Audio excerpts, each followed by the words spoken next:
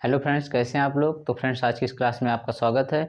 आज हम लोग देखने वाले हैं रिवर्स ऑस्मोसिस, क्योंकि ऑस्मोसिस एंड ऑस्मोटिक प्रेशर को हम लोग पढ़ चुके हैं, ठीक है, प्रासरण और प्रासरण दाब को।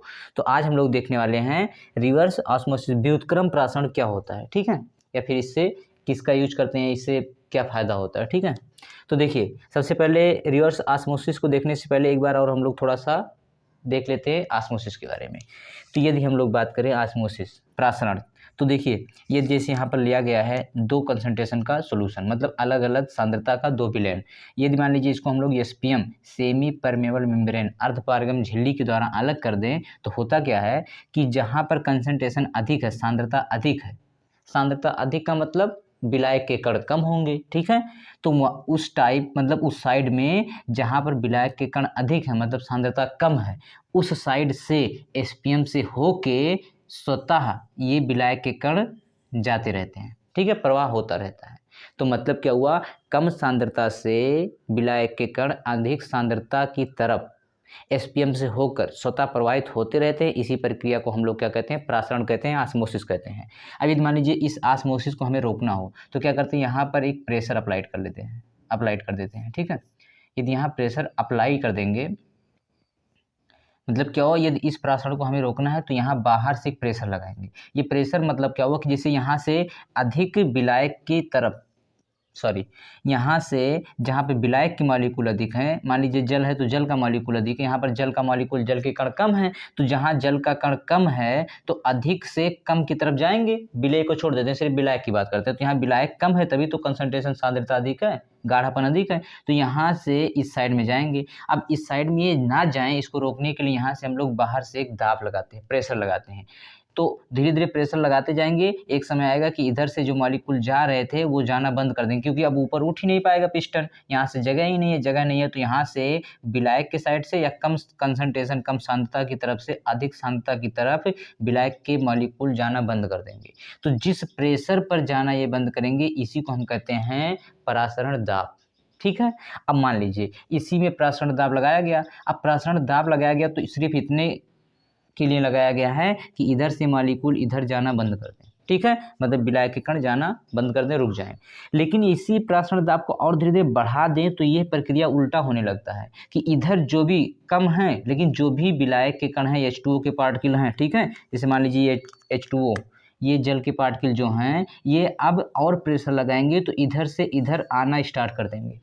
मतलब अभी क्या हो रहा था, स्वतः इधर से इधर जा रहे थे, प्रेशर लगाया गया, वो रुक गया। अब रुकने के बाद प्रेशर और बढ़ा रहे हैं तो वो प्रेशर धीरे धीरे बढ़ रहा है, तो इधर के जो विलायक के कण ही सिर्फ जा सकते हैं। अब विलय के कण को ये एसपीएम जाने नहीं देता, इसीलिए इसको अर्धपारगम झिल्ली कहते हैं। अर्धपारगम झिल्ली से होकर सिर्फ विलायक के कण जाते हैं, विलय के कण नहीं जाते हैं। तो अभी तक तो यहाँ विलायक के कण अधिक थे, इधर आराम से जा रहे थे, लेकिन अब प्रासरण दाब से अधिक दाब लगाया गया तो यहाँ से इस साइड में जाने लगते हैं। इसी को हम लोग कहते हैं व्युत्क्रम, मतलब उल्टा हो रहा है ना, प्रासरण का उल्टा होने लगा, प्रासरण इस साइड से इस साइड में, लेकिन अब इधर से इस साइड में आ रहे हैं, इस साइड से इस साइड में, तो इसको हम लोग कहते हैं रिवर्स ऑस्मोसिस, व्युत्क्रम प्रासरण, ठीक है। तो देखिए इसका यूज क्या करते हैं हम लोग, क्या करते हैं, जो साल्ट वाटर होता है, ठीक है, जिसमें नमक घुला होता है, उसका कंसंट्रेशन अधिक होता है, और प्योर फॉर्म में जो वाटर होता है, शुद्ध जल होता है, उसका कंसंट्रेशन सांद्रता कम होता है। क्योंकि वैसे भी समुद्र का जल देखेंगे जो खारा होता है, उसका सांद्रता अधिक होता है, ठीक है, उसमें तैरना आसान होता है, जबकि यदि प्योर वाटर है उसमें आसान नहीं होता, क्योंकि कंसंट्रेशन मतलब डेंसिटी अधिक होता है। तो देखिए यदि मान लीजिए यहाँ पर साल्ट वाटर लिया गया है, तो यहाँ पर शुद्ध वाटर है। अब शुद्ध वाटर से विलायक के कण ज़्यादा है तो इधर आएंगे स्वतः ऑटोमेटिक, लेकिन यहाँ पर प्रासरण दाब लगा के इसको रोका गया।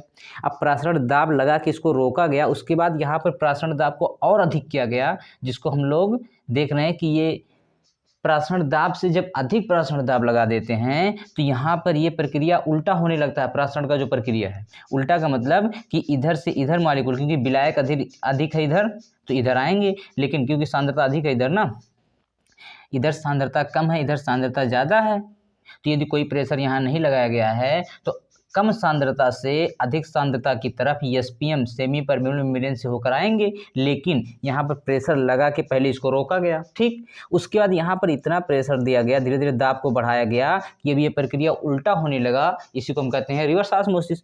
तो यहाँ पर मान लीजिए समुद्र का इसमें नमक NaCl घुला हुआ है, समुद्र का जल लिया गया है, यहाँ SPM लगाया गया, इस पर अधिक प्रेशर अप्लाई कर देते हैं तो यहाँ से ये जो मॉलिक्यूल हैं जल के, ये नमक तो नहीं जा पाता क्योंकि ये विलेय के पार्टिकल हैं, इससे होके नहीं जा पाएंगे, लेकिन सिर्फ विलायक के कण मतलब H2O शुद्ध फॉर्म में इधर जाने लगता है और यहाँ से हम लोग शुद्ध वाटर, प्योर फॉर्म में वाटर को अलग कर लेते हैं, ये पीने योग्य पानी मिल जाता है। ठीक है, तो रिवर्स ऑस्मोसिस का यूज क्या करते हैं, समुद्र के जल को पीने योग्य बनाते हैं। ओके, उम्मीद है समझ में आया होगा। आगे देखते हैं हम लोग प्रासरण और विसरण में अंतर। तो फ्रेंड्स अब हम लोग समझते हैं प्रासरण तथा विसरण क्रिया में अंतर। ठीक है, प्रासरण और विसरण क्रिया में क्या अंतर होता है, तो देखिए यहाँ पर दिया गया सबसे पहले गुण क्या क्या होते हैं, उसका प्रासरण में क्या होता है और विसरण में क्या होता है। तो यहाँ पर हम लोग सबसे पहले देखेंगे कि गुण में SPM की उपस्थिति। ठीक है, यदि SPM की उपस्थिति की बात करें तो प्रासरण में SPM अनिवार्य होता है, जबकि विसरण में ऐसा कुछ भी नहीं है, आवश्यक नहीं है। ठीक है, उसके बाद दूसरा देखते हैं विसरण की दिशा। तो विसरण की दिशा जो होती है, इसमें विलायक के कण एक ही दिशा में गमन करते हैं, एक ही दिशा में विसरित होते हैं और इसमें विलेय तथा विलायक दोनों के कण और प्रत्येक दिशा में, सभी दिशाओं में चल सकते हैं। किसमें, विसरण में। मतलब विसरण क्या हुआ कि जैसे मान लीजिए दो गैसों को या दो लिक्विड को आपस में छोड़ दिया गया तो आपस में जाके मिल लें। ठीक है, तो उसको हम लोग विसरण कह रहे हैं। या और एग्जांपल ले सकते हैं विसरण का, तो कह सकते हैं जैसे मान लीजिए कि जैसे दो क्लास के बच्चों को छोड़ा गया और दोनों को आपस में जाके मिलना है, तो वो भी चल रहे हैं, ये भी चल रहे हैं, दोनों क्लास के बच्चे साथ साथ चल रहे हैं और आके आपस में बीच में कहीं मिल जा रहे हैं, तो इसको हम लोग विसरण कहते हैं। और इसमें प्रासरण देखें तो मतलब क्या हुआ कि एक मान लीजिए सीनियर क्लास है, तो सीनियर क्लास के बच्चे ऐसे सीधे खड़े रहें एक साइड से और जूनियर क्लास के बच्चे आके उनसे मिले। ठीक है, तो इसको हम लोग क्या कहेंगे, प्रासरण कहेंगे, कि मतलब सिर्फ विलायक के कण चल रहे हैं, विलेय के कण नहीं चल रहे हैं, एक ही दिशा में होता है। ठीक है, उसके बाद हम लोग देखते हैं कणों का गमन। इसमें विलायक के कण कम सांद्रण से अधिक सांद्रण की तरफ, जैसे जो प्रासरण होता है इसमें जो विलायक के कण, सिर्फ विलायक के कण ही चलते हैं, तो प्रासरण में विलायक के कण कम सांद्रण वाले विलयन से अधिक सांद्रता की तरफ, अधिक सांद्रण वाले विलयन की तरफ जाते हैं। कौन, विलायक के कण, जिसका सांद्रता अधिक है उधर विलायक के कण जाएंगे। और इसमें क्या होता है, इसमें विलेय के कण चलते हैं और अधिक सांद्रता से कम सांद्रता, मतलब रिवर्स, उल्टा हो रहा है। ठीक है, उसमें विलायक चलते थे, इसमें विलेय चल रहे हैं, विलेय विलायक दोनों चलते हैं, तो इसमें अधिक सांद्रता की तरफ से कम सांद्रता की तरफ जा रहे हैं। जबकि प्रासरण में क्या होता था कि जो विलायक के कण होते हैं वो कम सांद्रता से अधिक सांद्रता की ओर जाते हैं। ठीक है, SPM से होके। उसके बाद प्रावस्था की बात करते हैं, तो प्रावस्था मतलब यह क्रिया केवल द्रव अवस्था में होती है। कौन, प्रासरण केवल द्रव में होता है, जबकि विसरण द्रव, ठोस, गैस, कुछ भी तीनों में होता है। ठीक है, तो ये था आज का टॉपिक। उसके बाद विलेन चैप्टर समाप्त हुआ। उम्मीद है आज का वीडियो आप लोगों को समझ में आया होगा। Okay friends, thanks for watching, best of luck.